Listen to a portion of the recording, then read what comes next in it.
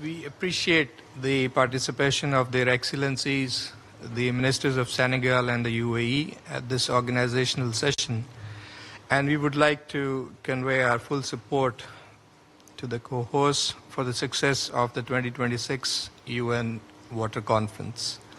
Pakistan would like to associate itself with the statements delivered by Iraq and Egypt on behalf of the G77 and the cross-regional group.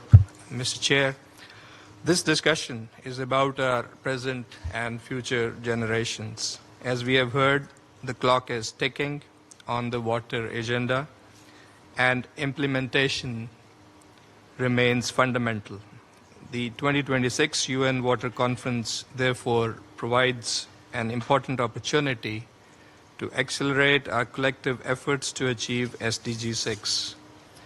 Coming to the themes, while noting the continued relevance of the 2023 themes, Pakistan would like to highlight two specific topics we believe would benefit from more in-depth deliberations in the 2026 conference.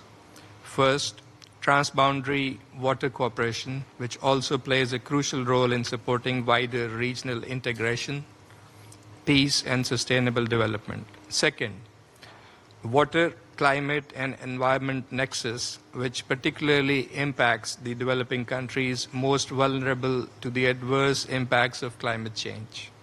An increased focus on this nexus would allow for countries to share challenges, best practices, and integrated solutions.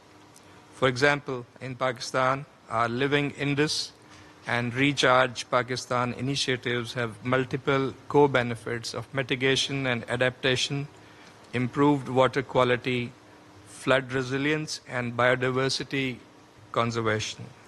Lastly, given the critical importance of finance, technology transfer, and capacity building, we propose that for the sixth interactive dialogue, a dedicated theme on the means of implementation along the lines of SDG Target 6A could be considered.